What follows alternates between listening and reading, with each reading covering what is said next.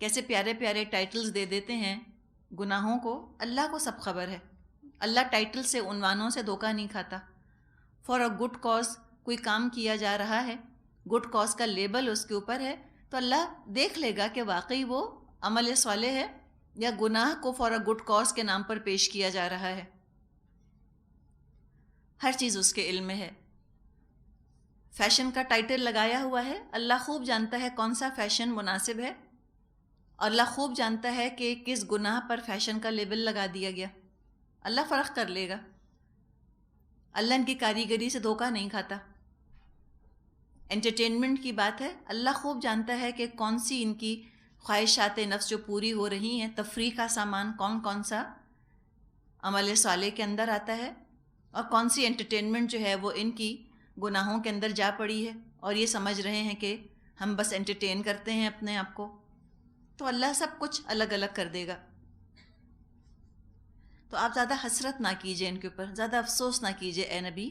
یہ خطاب جو ہوتا ہے نبی اکرم صلی اللہ علیہ وسلم سے، اس میں انتہائی الفت اور خیال اور پیار جھلک رہا ہوتا ہے آپ صلی اللہ علیہ وسلم کے لیے.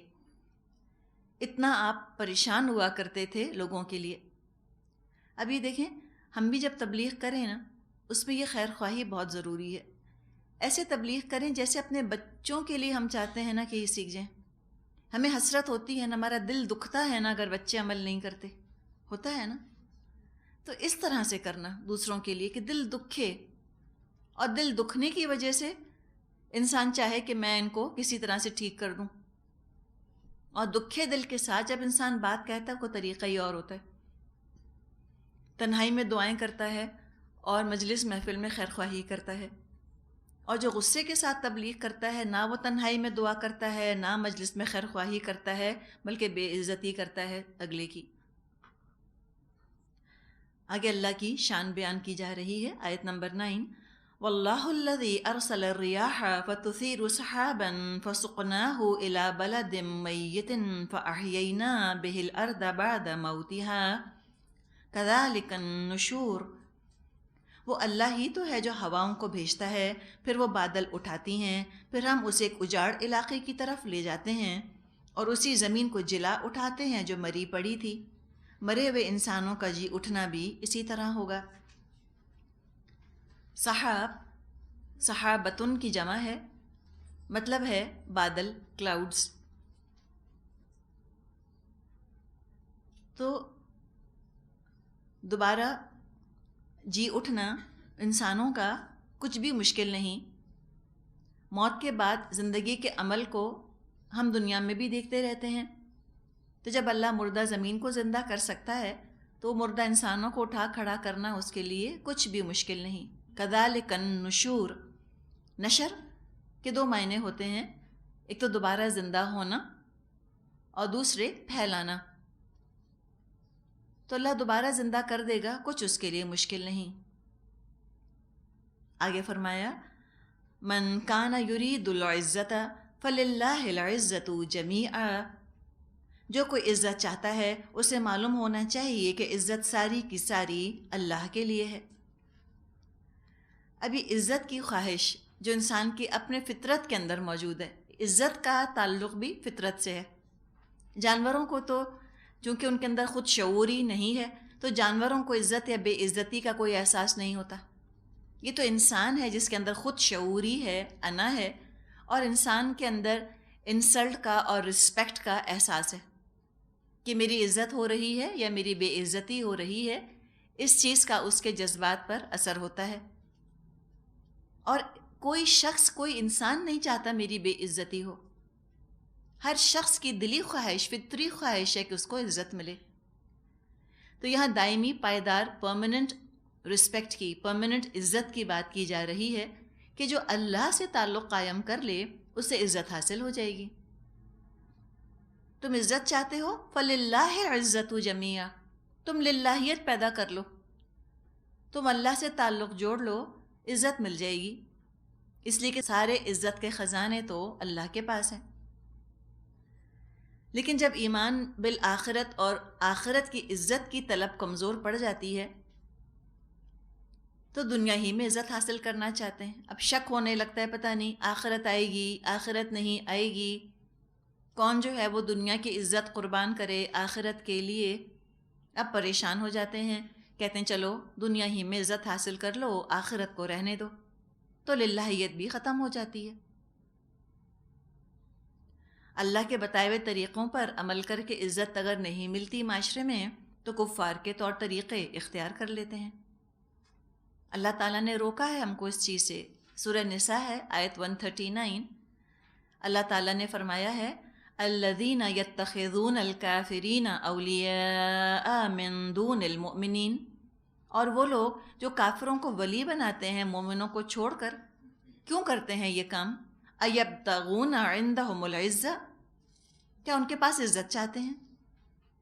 تو فرمائے فإن العزة للہ جمیعا، بے شک عزت تو سب کی سب اللہ کے پاس ہے.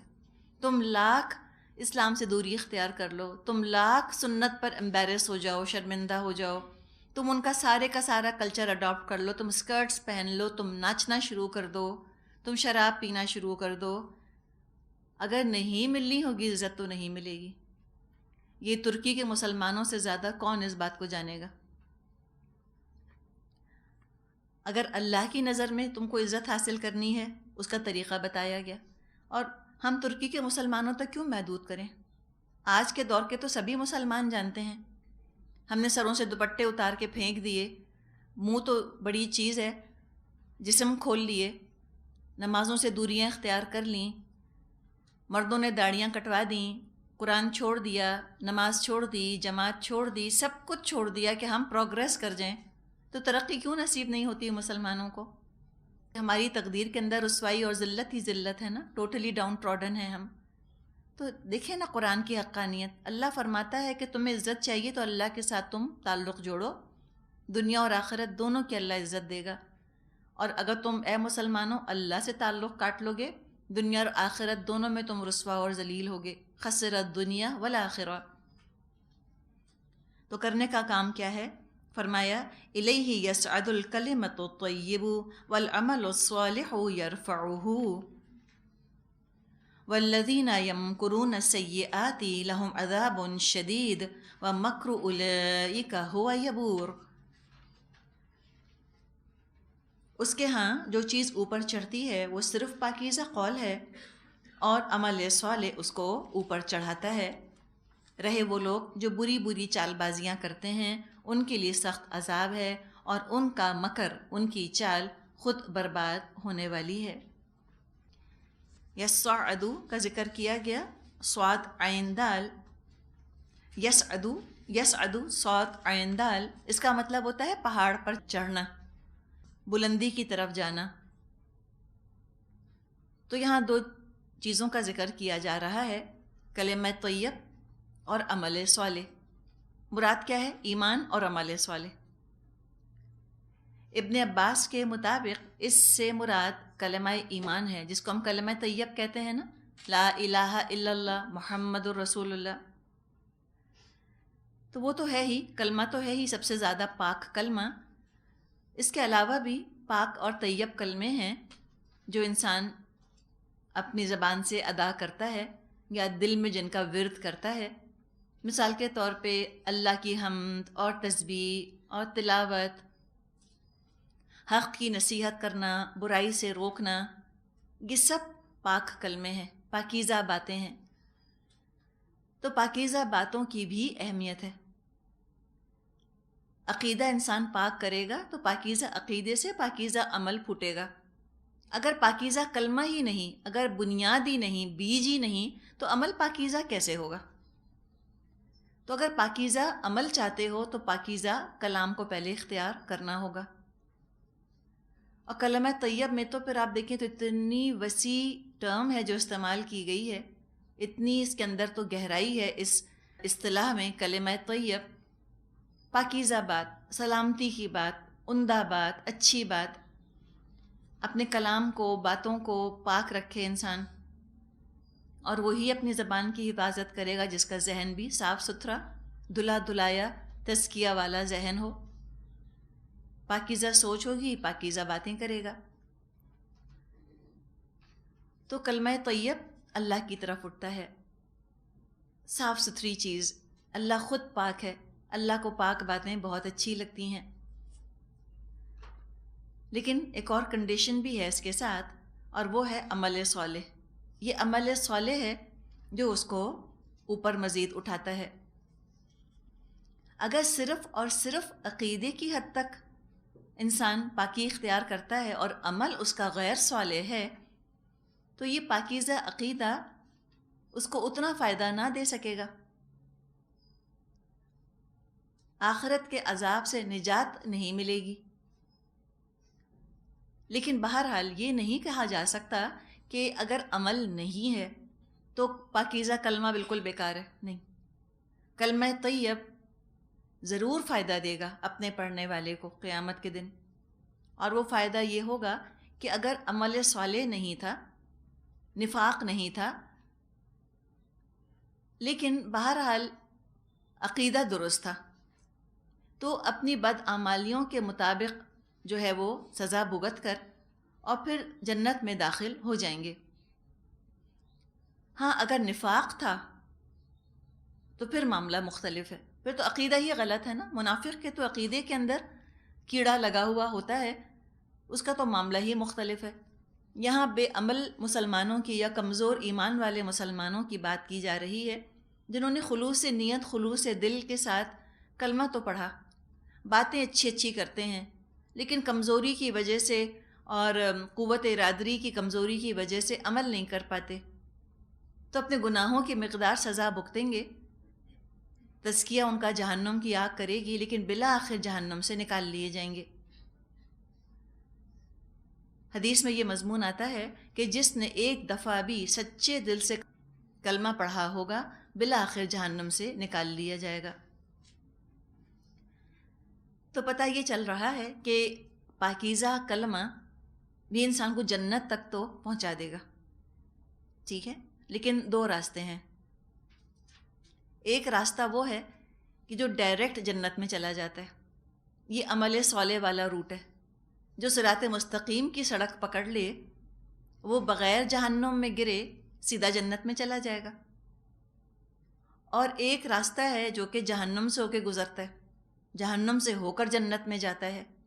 یہ وہ راستہ ہے کہ جس نے صراط مستقیم نہ پکڑی، عمل صالح نہ کیا، بس کلمہ طیب پر اکتفا کیا، اچھے اچھے ارادوں کا اظہار کرتا رہا، اچھی اچھی تمناؤں کا اظہار کرتا رہا، عمل نہ کیا، تو وہ جہنم سے ہو کر جنت میں پہنچے گا۔ تو ہم تو یہ چاہتے ہیں نا کہ ہم ڈائریکٹلی جنت میں چلے جائیں، ہم کو ڈیٹور نہیں لینا، جہنم سے ہوتے ہوئے نہیں جانا۔ تو مکمل طور پہ یہ جو کلمہ طیب ہے اس وقت قبول ہوگا جب عمل صالح اس کو سپورٹ کرے۔ نبی اکرم صلی اللہ علیہ وسلم نے فرمایا، اللہ تعالیٰ کسی قول کو بغیر عمل کے اور کسی قول اور عمل کو بغیر نیت کے اور کسی قول اور عمل اور نیت کو بغیر سنت کے قبول نہیں کرتا۔ یعنی سب سے پہلے نیت درست ہو، دل میں ایمان ہو، اور زبان سے اقرار ہو، اقرار باللسان و تصدیق بالقلب، اور پھر سنت کے مطابق عمل کیا جائے۔ اب یہ ہے عمل صالح۔ زبان سے جو اللہ اکبر کہتا ہے، عملی طور پہ ثابت کرے کہ وہ اللہ کی ہر بات کو بڑا سمجھتا ہے، ورنہ صرف زبان سے دعویٰ جہنم سے بچا نہیں سکے گا۔ جیسے کہ صرف پانی پانی کہنا پیاس نہیں بجھاتا، اس طرح صرف استغفر اللہ کہنا جہنم سے نہیں بچاتا۔ ہے تو پاکیزہ کلمہ استغفر اللہ، لیکن اگر استغفار کے تقاضوں پر عمل نہ کیا تو خالی استغفار کرنا جہنم سے نہیں بچائے گا۔ ہم نے پڑھا ہے سورہ طٰہٰ میں اللہ تعالیٰ نے فرمایا ہے کہ وَإِنِّي لَغَفَّارٌ لِّمَن تَابَ وَآمَنَ وَعَمِلَ صَالِحًا ثُمَّ اهْتَدَىٰ، بے شک میں بہت غفار ہوں، کس کے لیے؟ جو توبہ کرے اور جو ایمان لائے اور جو نیک عمل کرے اور پھر ہدایت پر چلتا رہے، ہدایت کو مسلسل اپناتا رہے، تو اللہ تعالیٰ ایسے لوگوں کے لیے غفار ہے۔ اب جو لوگ چال بازیاں کرتے ہیں، اللہ کو دھوکہ دینے کی کوشش کرتے ہیں، تو وہ تو خود ہی نقصان اٹھائیں گے. یہ سمجھتے ہیں کہ ہم باتوں سے اللہ کو دھوکہ دے دیں گے، نہیں کر سکیں گے. جیسے منافق تھے، باتیں تو بڑی بڑی کرتے تھے لیکن عمل ان کا کچھ بھی نہ تھا. تو ان کی یہ چال بازیاں، اللہ کو دھوکہ دینے کی کوشش، یہ انہی پر آ کر الٹی پڑے گی. آگے فرمایا واللہ خلقکم من تراب ثم من نطفة ثم جعلکم ازواجا وما تحمل من انثى ولا تدع الا بعلمه وما يعمر من معمر ولا ينقص من عمره الا في كتاب ان ذلك على اللہ یسیر. اللہ نے تم کو مٹی سے پیدا کیا، پھر نطفے سے، پھر تمہارے جوڑے بنا دیے. کوئی مادہ حاملہ نہیں ہوتی اور نہ بچہ پیدا کرتی ہے مگر یہ سب کچھ اللہ کے علم میں ہوتا ہے. کوئی عمر پانے والا عمر نہیں پاتا اور نہ کسی کی عمر میں کوئی کمی ہوتی ہے مگر یہ سب کچھ ایک کتاب میں لکھا ہوتا ہے. اللہ کے لیے یہ بہت آسان ہے. اب اللہ کی قدرت کا ذکر کر دیا گیا کہ اللہ نے دیکھو کیسے تمہیں مٹی سے بنایا. تم اپنی حیثیت بھی دیکھ لو، رب کی حیثیت بھی دیکھ لو. خود شناسی خدا شناسی تک لے کر جاتی ہے. خود کو نہیں پہچانو گے تو کیا ہوگا، کہیں تم خود کو خدا نہ بنا بیٹھو. پرابلم یہ ہو جاتا ہے نا، انسان اپنی ہی محبت میں ایسا گرفتار ہو جاتا ہے، اپنی ہی عظمت کے گن گانے لگتا ہے، خود ہی کو خدا بنا بیٹھتا ہے اپنے آپ کو. تو اپنی پہچان اللہ نے بہت کرائی ہے ہمیں، یعنی اللہ نے انسانوں کو انسان کی پہچان بھی کرائی ہے اور اللہ تعالیٰ نے انسانوں کو اپنی معرفت بھی دی ہے. اللہ کی معرفت بھی ہمیں قرآن سے ملتی ہے. یہ دو چیزیں اپنی جگہ ہوں، ان دو چیزوں کا علم ہو تو پھر عمل صالح کرنا آسان ہو جاتا ہے. تو فرمایا کہ تم کو تو اللہ نے مٹی سے بنایا، پھر نطفہ بنایا، پھر اللہ نے جوڑے جوڑے بنایا. جو مادہ حمل اٹھاتی ہے، انثیٰ، چونٹی کے انڈے سے بھی کیا برآمد ہونا ہے اللہ جانتا ہے. اور جو وہ حمل اٹھاتی ہے اور جو وہ پیدا کرتی ہے سب اللہ کے علم میں ہے. یعنی معمولی سی معمولی چیز سے لے کر بڑی بڑی چیزیں سب کچھ اس کے علم میں ہے. اللہ نے فرمایا ہے آیت الکرسی میں وَلَا يُحِيطُونَ بِشَيْءٍ مِّنْ عِلْمِهِ إِلَّا بِمَا شَاءَ وَسِعَ كُرْسِيُّهُ السَّمَاوَاتِ وَالْأَرْضِ. اللہ کے علم میں سے تم تو لوگ احاطہ کر ہی نہیں سکتے. اتنا ہی علم لوگوں کے پاس ہے جتنا اللہ نے چاہا. تو اپنے اتنے سے ذرے ذرے جتنے علم سے تم اتنے امپریس ہو جاتے ہو، سوچو اللہ سے کتنا متاثر ہونا چاہیے تم کو. جو شخص عمر دیا جاتا ہے یا کسی کی عمر میں کمی ہوتی ہے سب اللہ کے علم میں ہے. عمرہ کا مطلب ہوتا ہے لمبی عمر دینا. تعمیر لفظ اسی سے آیا ہے، آباد کرنا، تعمیر کرنا. تو یہ عمر کا ذکر کیا گیا کہ اللہ تعالیٰ عمروں کے اندر چاہے تو اضافہ کر دے، چاہے تو عمر میں کمی کر دے.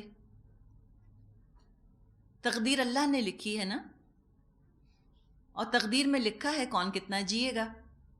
جب چاہے اس میں کمی بیشی کر سکتا ہے. اللہ کے لیے کچھ مشکل نہیں.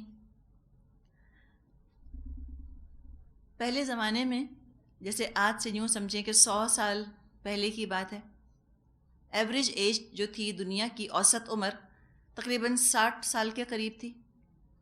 اب وہ کہتے ہیں، کیا کہتے ہیں کہ سائنس کی ترقی کی وجہ سے لوگوں کی عمریں بڑھ گئی ہیں. یہ کہتے ہیں نا. ابھی ہم نے تقدیر کی بات کی تھی نا، سخط القدر.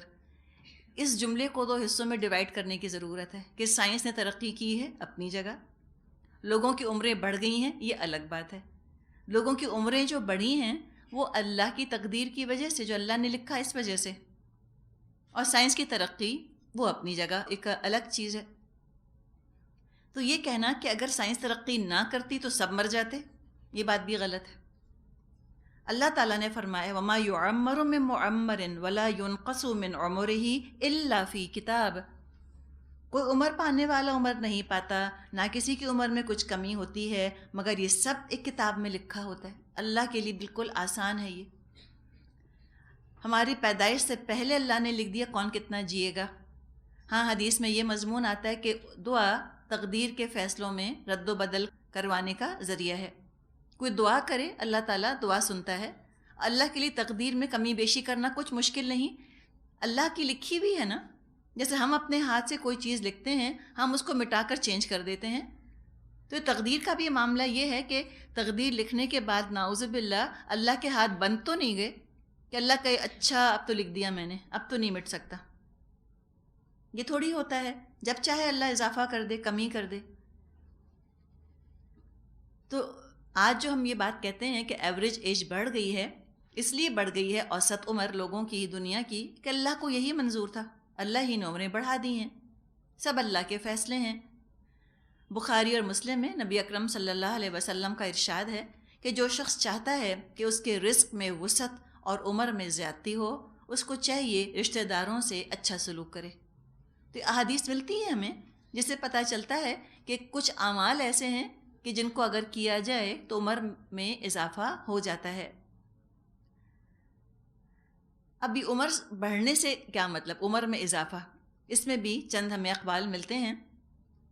ایک حدیث میں یہ بات آتی ہے، نبی اکرم صلی اللہ علیہ وسلم نے فرمایا کہ عمر تو ایک ہی مقرر ہے. یہ بات بھی ہم کو حدیث میں ملتی ہے. اور زیادہ عمر، جو پہلی حدیث میں ہم نے پڑھا نا کہ جو چاہتا ہے کہ عمر میں زیادتی ہو تو وہ رشتہ داروں سے اچھا سلوک کرے. ابھی عمر کا بڑھنا کیا مطلب، جب عمر ایک ہی سب کی لکھ دی اللہ نے، فکس کر دی ہے. تو حدیث میں یہ آیا ہے کہ عمر تو ایک ہی مقرر ہے. زیادہ عمر سے مطلب ہے کہ اللہ تعالیٰ اس کو صالح اولاد عطا فرماتا ہے اور وہ اس کے لیے دعا کرتے رہتے ہیں اور ان کی دعائیں اس کو قبر میں ملتی رہتی ہیں. یعنی خود زندہ رہنے سے جو اس کو فائدہ حاصل ہوتا وہ مرنے کے بعد بھی اس کو حاصل ہوتا رہتا ہے، یہ مطلب ہے. اور اعمال نامے میں نیکیاں بڑھتی رہتی ہیں. ایک یہ مطلب ہے. دوسرے یہ عمر بڑھ جانے سے مطلب یہ بھی ہو سکتا ہے کہ عمر کی برکت بڑھ جاتی ہے، وقت کا استعمال بہتر ہو جاتا ہے. دیکھیں جیسے اس دن آپ نے پڑھا ہوگا، یہ ایک سروے آیا تھا ٹیلی ویژن کے بارے میں. اس میں انہوں نے یہ لکھا تھا کہ ایک شخص جس کی عمر 60 سال کا تھا، انہوں نے وہ اپنی زندگی کے 10 سال ٹی وی کے سامنے گزارتا ہے. تو یہ عمر کم ہو گئی نا، 50 سال ہی جیا بیچارہ، 10 سال تو اس کے ویسٹ ہو گئے. اب عمر بڑھنے کا مطلب کیا ہوگا کہ وہ ان 10 سالوں کو جو ٹی وی کے سامنے وہ گزارتا، اس کو اللہ نے توفیق دے دی کہ اس سے وہ اپنے لیے نیک کام کر لے، اس وقت سے فائدہ اٹھا کر. اس کی عمر بڑھ گئی نا دیکھا جائے. اگر کوئی پہلے 8 گھنٹے سوتا تھا، اب وہ 6 گھنٹے سوتا ہے، عمر بڑھ گئی ایک طرح سے. 2 گھنٹے اور مل گئے اس کو اچھے کام کرنے کے لیے. تو یہ بھی تقدیر کا جہاں تک تعلق ہے، اس پہ بہت زیادہ بحث پسندیدہ ویسے بھی نہیں. ہم جتنا تقدیر کی گہرائی میں جائیں گے اتنا الجھیں گے. بس ان چیزوں کو اسی طرح سمجھ لیں سطحی طور پہ تھوڑی سی بات کر کے. ایک دفعہ نبی اکرم صلی اللہ علیہ وسلم تشریف لائے تو آپ نے دیکھا کہ صحابہ تقدیر کے موضوع پر بات کر رہے تھے. آپ کا چہرہ غصے سے سرخ ہو گیا. سوچیں ذرا، اتنا آپ کو برا لگا. اور آپ نے فرمایا کہ پچھلی قومیں ایسی ہی باتوں پر بحثیں کرنے کی وجہ سے ہلاک ہوئیں. جب تمہارے اختیار میں نہیں ہے تو کیوں ڈسکس کرتے ہو ان چیزوں کو؟ بجائے تقدیر پر تم بحثیں کرو، تدبیر کی بات کرو نا. جو کر سکتے ہو وہ کرو، جو نہیں تمہارے اختیار میں اس کے بارے میں بات بھی نہ کرو زیادہ. بس اتنا بتا دیا کہ سب کچھ اللہ کے اختیار میں ہے. اضافہ کرنا، کمی کرنا، جو چاہے وہ کرتا ہے، اس کے لیے کچھ بھی مشکل نہیں. اب کس طرح سے کرتا ہے اس کی فکر کرنے کی ہمیں ضرورت نہیں، ہم اپنے عمل کی فکر کریں. آیت نمبر 12، وَمَا يَسْتَوِي الْبَحْرَانِ هَذَا عَذْبٌ فُرَاتٌ سَائِغٌ شَرَابُهُ وَهَذَا مِلْحٌ أُجَاجٌ وَمِنْ كُلٍّ تَأْكُلُونَ لَحْمًا طَرِيًّا وَتَسْتَخْرِجُونَ حِلْيَةً تَلْبَسُونَهَا وَتَرَى الْفُلْكَ فِيهِ مَوَاخِرَ لِتَبْتَغُوا مِنْ فَضْلِهِ وَلَعَلَّكُمْ تَشْكُرُونَ. اور پانی کے دونوں ذخیرے یکساں نہیں، ایک میٹھا اور پیاس بجھانے والا ہے، پینے میں خوشگوار، اور دوسرا سخت کھاری کے حلق چھیل دے. مگر دونوں سے تم تر و تازہ گوشت حاصل کرتے ہو، پہننے کے لیے زینت کا سامان نکالتے ہو، اور اسی پانی میں تم دیکھتے ہو کہ کشتیاں اس کا سینہ چیرتی چلی جا رہی ہیں تاکہ تم اللہ کا فضل تلاش کرو اور اس کے تم شکر گزار بنو۔ عذبن اور فراتن تقریباً ہم معنی ہیں۔ مراد ہے میٹھا پانی جو پیاس بجھائے۔ شراب سے مراد ہے مشروب، ڈرنک، کول ریفریشنگ ڈرنک۔ ساغا کا مطلب ہوتا ہے پینے میں خوشگوار ہونا، آسانی سے گلے سے اترنے والا۔ اور ملحن کا مطلب ہوتا ہے نمکین، ملحن کہ ہم کہتے ہیں فلاں کی شکل پہ بڑی ملاحت ہے، یعنی بڑی کشش ہے، بڑا نمک، ہم کہتے ہیں نا کسی پر بڑا نمک ہے، نمکین شکل ہے، مراد کیا؟ پرکشش ہے، اٹریکٹیو ہے۔ تو ملحن کا مطلب ہوتا ہے نمکین، اور اجاج کا مطلب ہوتا ہے کھارا، اتنا نمکین جو کہ کڑواہٹ تک پہنچ جائے، بٹرنس آ جائے۔ تو میٹھے پانی کے اور کھارے پانی کے دونوں کے فوائد بتائے جا رہے ہیں۔ جیسے میٹھے کھاری دونوں میں فائدے ہیں، بالکل اسی طرح یہ دو جو کیفیات ہیں، میٹھی اور کھاری، میٹھی اور کڑوی، یہ کیفیات بھی انسان کی زندگی میں آتی ہیں۔ شکر بڑا میٹھا ہوتا ہے، صبر جو ہے وہ بڑا تلخ ہوتا ہے۔ مومن وہ ہوتا ہے کہ جو شکر اور صبر کے موقعوں سے اپنے لیے خیر نکال لے، دونوں ہی سے خیر نکال لے۔ زندگی کا کوئی کام رکنا نہیں چاہیے۔ یہ نہ ہو کہ انسان ہاتھ پہ ہاتھ دھر کر اور غم کے اندھیروں میں بس بالکل منہ لپیٹ کے پڑ جائے۔ غم ہو، کچھ بھی ہو، مصروف رکھے انسان اپنے آپ کو۔ خوشیاں بھی ایسی نہ ہوں کہ سارے عمل کا سلسلہ منقطع ہو کے رہ جائے۔ خوشیاں بھی زندگی میں آئیں، عمل صالح چلتا رہنا چاہیے۔ ایک تو یہ ذاتی زندگی سے تعلق ہے، مٹھاس کا اور تلخی کا۔ دوسرے، ہم انسانوں کے معاشرے میں رہ رہے ہیں، اور جب لوگوں کے اندر ہم گھل مل کر رہتے ہیں، اور یہی اسلام کا جو کہ حکم ہے کہ تم مل جل کر رہو، معاشرتی روابط تم قائم رکھو، سوشل ٹائز کو تم برقرار رکھو، اس میں بھی طرح طرح کے لوگوں سے پالا پڑتا ہے۔ کچھ بڑے میٹھے ہوتے ہیں، کچھ بڑے تلخ ہوتے ہیں، کچھ بہت تنگ کرتے ہیں، کچھ جو ہیں وہ خوشی کا ذریعہ بنتے ہیں، لیکن بھلائی بہرحال سب میں ہوتی ہے۔ انسان اپنی آخرت کے لیے ہر حال میں اجر سمیٹتا جائے، بات یہ ہے۔ اللہ کے فضل کا ذکر کیا گیا ہے نا کہ دیکھو یہ جو پانی ہے اسی میں کشتیاں تیرتی ہیں۔ مواخرہ کا ذکر کیا گیا، مخرہ لفظ ہے۔ مخرہ کا مطلب ہوتا ہے پانی کو چیرتے ہوئے چلنا، پانی کو سپلٹ کرتے ہوئے چلتے چلے جانا۔ تو مراد یہ ہے کہ کشتی کو تم دیکھو سطح کے اوپر جا رہی ہوتی ہے نا، سینہ چیرتی بھی چلی جاتی ہے، گہرائی میں تو نہیں اترتی۔ تم بھی ان حالات سے بہت گہرا تاثر مت قبول کرو، خوشیوں سے اور غموں سے۔ بس نیک اعمال کی کشتی بنا کر اوپر سے تم زندگی کو عبور کر جاؤ، کرنے والے کام کرتے رہو۔ کوئی بھی تاثر تمہاری ترقی کو نہ روکے، نہ غم کا تاثر تمہاری ترقی روکے، اور نہ خوشی تم کو نیک عمل کرنے سے روکے۔ اور یہ خوشیاں اور غم اور صبر اور شکر، یہ تو آنی جانی چیزیں ہیں نا، جیسے رات دن کا الٹ پھیر، جیسے اندھیرے اور روشنی ہے، اسی طرح یہ تمام کیفیات ہیں۔ مختلف شیڈز انسان کی زندگی پہ پڑتے ہی رہتے ہیں۔ جب انبیاء اس سے بری نہ تھے تو ہم عام انسان کیسے ہوں گے؟ فرمایا یولج اللیل فی النہار ویولج النہار فی اللیل وسخر الشمس والقمر کل یجری لأجل مسمی ذالکم اللہ ربکم لہ الملک والذین تدعون من دونہ ما یملکون من قطمیر۔ وہ دن کے اندر رات کو اور رات کے اندر دن کو پروتا ہوا لے آتا ہے، چاند اور سورج کو اس نے مسخر کر رکھا ہے، یہ سب ایک وقت مقرر تک چلے جا رہے ہیں۔ وہی اللہ جس نے یہ کام کیے ہیں تمہارا رب ہے، بادشاہی اسی کی ہے، اسے چھوڑ کر جن دوسروں کو تم پکارتے ہو وہ ایک چھلکے کے مالک بھی نہیں۔ قطمیر، قاف طا میم را مادہ ہے، رباعی ہے یہ لفظ۔ کھجور کی گٹھلی پر جو چھلکا ہوتا ہے وہ دیکھا ہوگا آپ نے، بالکل ٹرانسپیرنٹ سا، باریک سا جھلی جو چڑی ہوئی ہوتی ہے، لگتا ہے کھال ہے جیسے، کیا اس کا وزن ہوتا ہے؟ فرمایا کہ یہ جن جن کو اللہ کا شریک کرتے ہیں، جن سے یہ مانگ رہے ہیں ہاتھ پھیلا پھیلا کے، فرشتوں سے اور دیوی دیوتاؤں سے اور بتوں سے اور قبر والوں سے، وہ کیا دیں گے ان کو؟ وہ ایک کھجور کا چھلکا بھی نہیں دے سکتے، اس کے بھی وہ مالک نہیں ہیں، کچھ ان کے پاس نہیں ہے۔